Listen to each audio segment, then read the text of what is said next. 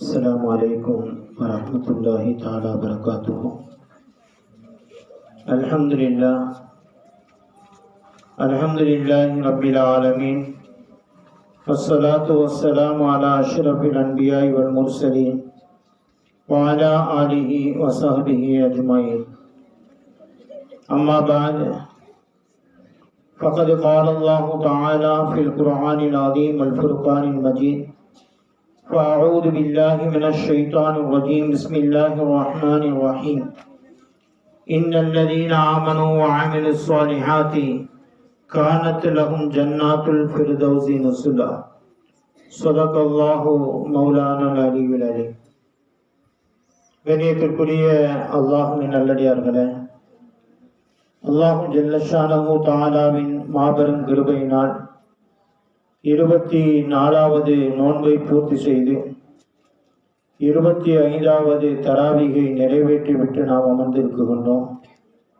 அல்லாஹ் மீதம் இருக்கக்கூடிய நோன்புகளையும் இரவு தொழுகைகளையும் பரிபூர்ணமாக நிறைவேற்றுவதற்கு நம் அனைவருக்கும் கிருபை செய்து புரிவானாக, ஆமீன் என்ற துஆவோடு அல்லாஹ் ஜல்ல ஷானஹு தஆலா அல் குர்ஆன் ஷரீஃபிலே 2 பெண்களை போன்று வாழக்கூடாது என்பதாகவும், நீங்கள் 2 பெண்களை போன்று அவருடைய வாழ்க்கைகளை அமைத்துக் கொள்ளுங்கள் என்பதாகவும் அல்லாஹு தாலா 4 பெண்களை பற்றி அல் குர்ஆன் ஷரீஃபிலே அல்லாஹு தாலா குறிப்பிடுகின்றார். அதிலே 2 பெண்களை போன்று வாழ வேண்டும் என்பதற்கு உதாரணமாக ஹஸரத் மரியம் அலைஹிஸ்ஸலாம் அவர்களையும் ஆசியா அம்மையார் அவர்களையும் 2 பேரையும் குறிப்பிட்டு காட்டுகின்றான். அதிலே மரியம் அலைஹிஸ்ஸலாம் அவர்கள் கணவன் இல்லாமல் குழந்தையை ஈன்றெடுத்தார்கள்.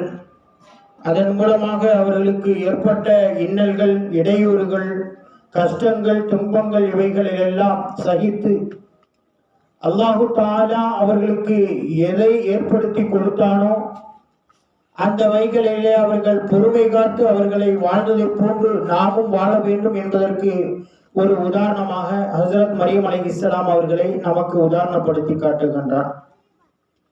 அவர்கள் பல சோதனைகளை அடைந்தார்கள்.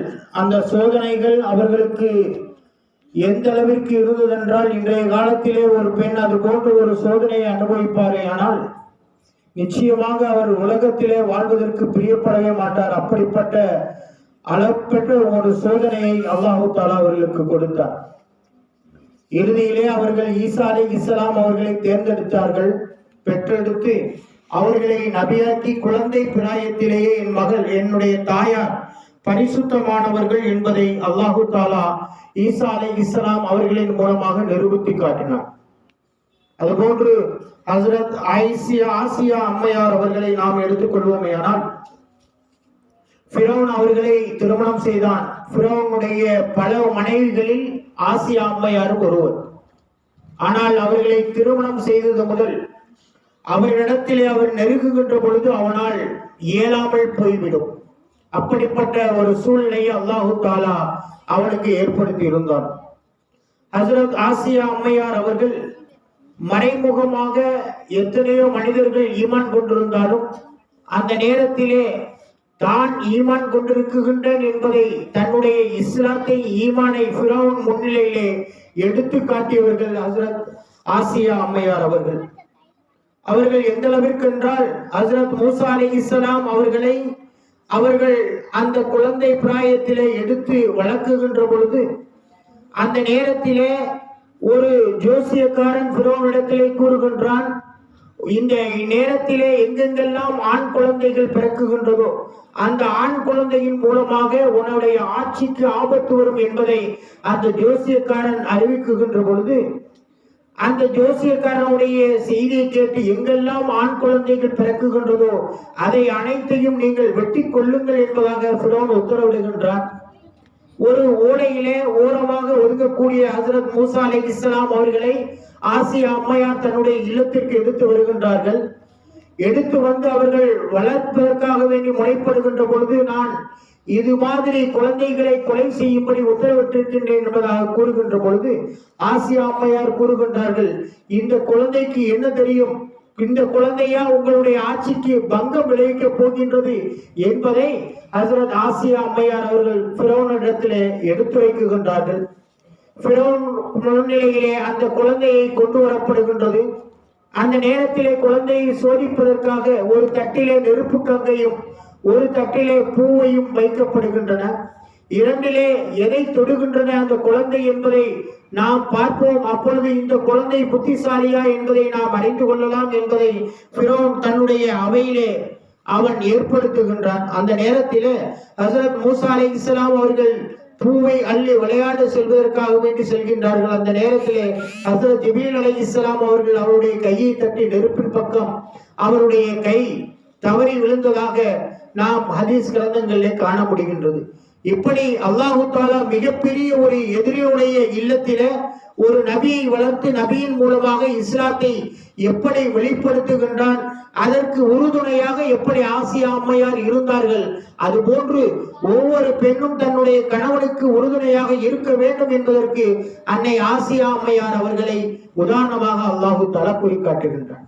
இந்த இரண்டு பெண்கள் எப்படி இஸ்லாத்திற்கும் அல்லாஹுவிற்கும் அல்லாஹுடைய தூதருக்கும் உறுதுணையாக இருந்தார்களோ, எல்லா விஷயங்களிலும் அவர்கள் அவருடைய வாழ்க்கையை அல்லாஹுடைய பாதையிலே சரியாக செலுத்தினார்களோ, எல்லாவித கஷ்டங்களிலும் அல்லாஹுடைய ஏவலையும் பொருந்தி கொண்டார்களோ, என்னென்ன சூழ்நிலையிலே அல்லாஹுவிற்கு ஓப்பாக நடந்தார்களோ, அதுபோன்றுதான் இக்காலத்திலே வாழக்கூடிய பெண்கள் மட்டுமல்ல, கியாமத் நாள் வரை வாழக்கூடிய அத்தனை பெண்களுக்கும் ஒரு வழிகாட்டியாக முன்னோடியாக அல்லாஹு ஜல்லஷானஹு தஆலா இந்த இரண்டு பெண் மக்களை பற்றி அல்லாஹு தஆலா கூறுகின்றான். மேலும் கூறுகின்றான், இரண்டு பெண்களை போன்று நீங்கள் ஆகிவிடாதீர்கள். அதிலே ஒன்று ஹசரத் நூஹ் அலைஹிஸ்ஸலாம் அவருடைய மனைவி, இரண்டாவதாக ஹசரத் லூத் அலைஹிஸ்ஸலாம் உடைய மனைவி. இவர்கள் இருவர்களும் ஒரே காலத்தில் வாழ்ந்தவர்கள். ஆனால் ஹசரத் நூஹ் அலைஹிஸ்ஸலாம் அவர்கள் தான் அத்தனை நபிமார்களையும் விட அதிகமான ஆயுள் காலம் கொண்டு 950 ஆண்டு காலங்கள் வாழ்ந்தவர்கள். அந்த 950 ஆண்டுகள் வாழ்ந்தும் அவர்கள் இஸ்லாத்தை எடுத்துரைத்த போது பல மக்கள் அவர்களை மிகவும் சோடையாக கருதி அவருடைய வார்த்தைக்கு மாறு செய்தார்கள். அல்லாஹ்வையும் ஏற்றுக்கொள்ளாமல் அவருக்கு என்னென்ன பங்கம் விளைக்க வேண்டுமோ அத்தனை பங்கையும் விளைத்தார்கள்.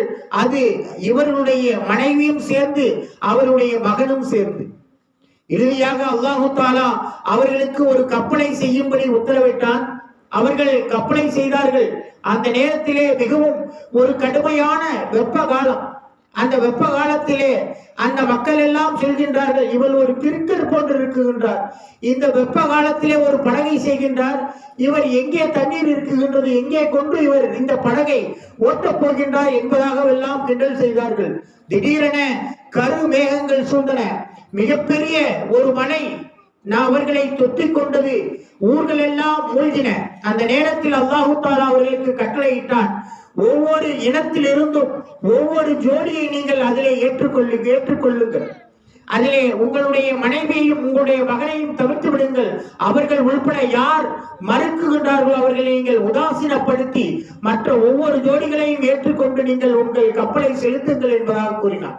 அதேதான் அந்த நேரத்திலே பிஸ்மில்லாஹி மஜ்ரேஹா வ முர்சாஹா என்று சொல்கின்ற அளவிற்கு அல்லாஹு தஆலா அந்த கூறிய அந்த வாகனத்தை ஹஸரத் நூஹ் அலைஹிஸ்ஸலாம் அவர்கள் எழுப்புகின்றார்கள்.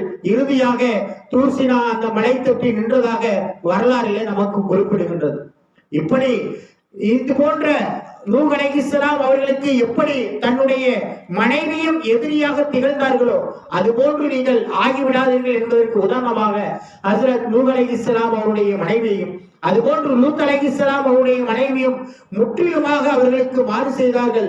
அவரிடத்திலே நாம் நல்லவர்களை போன்று காட்டிக் கொண்டார்கள். மற்ற மனிதர்களிடத்துக்கு உதவுவதாக அவர்கள் உதவி லூத் அலைஹிஸ்ஸலாம் அவர்களுக்கு மாறு செய்வதை அவர்களுக்கு காட்டிக் கொள்ளாமல் முனாஃபிக்கை போன்று வாழ்ந்தார்கள். இப்படி ஏனென்றால் அந்த காலத்திலே அதிகமான பெண்கள் இருந்தார்கள். பெண்களை நீங்கள் திருமணம் முடித்துக் கொள்ளுங்கள் என்பதாக கூறினான். ஆனால் அவர்கள் பெண்களை திருமணம் முடித்துக் கொள்ளாமல் ஓரினை சேர்க்கையாக ஆண்களும் சேர்ந்து வாழ்ந்தார்கள். அதை மாற்றும் விதமாகத்தான் ஹஸ்ரத் லூத் அலைஹிஸ்ஸலாம் அவர்கள், என்னிடத்திலே என்னுடைய குழந்தைகள் பல பெண்கள் இருக்குகின்றார்கள், அவர்களை நீங்கள் திருமணம் முடித்துக்கள் என்று சொல்லுகின்ற பொழுது அவருடைய மனைவி அதற்கு மாறாக ஆண்களையும் சேர்த்து வைத்தார்கள் என்பதாக வரலாறு நமக்கு குறிப்பிடுகின்றது. இவர்கள் அல்லாஹ்வுக்கும் அல்லாஹ்வுடைய தூதருக்கும் லூத் அலைஹிஸ்ஸலாம் அவர்களுக்கும் மாறு செய்தார்கள். அப்படிப்பட்ட பெண்ணாக நீங்கள் வாழ வேண்டாம் என்பதாக இந்த இரண்டு பெண்களையும் உதாரணமாக காட்டி, இவர்களை போன்று நீங்கள் வாழ்க்கையிலே வாழ்ந்து விடாதீர்கள், மாறாக இது போன்ற ஆசியா அம்மையார் அவர்களையும் மரியம் அலைஹிஸ்ஸலாம் அவர்களை போன்று இந்த இரண்டு பெண்களை போன்று உங்களுடைய வாழ்க்கையை அமைத்துக் கொள்ளுங்கள். இவ்வுலகிலும் மறு உலகிலும் நீங்கள் வெற்றி பெறுவீர்கள் என்பதை அல்லாஹ் ஜல்லஷானஹு தஆலா இந்த ஆயத்தின் மூலமாக நமக்கு குறிப்பிடுகின்றான்.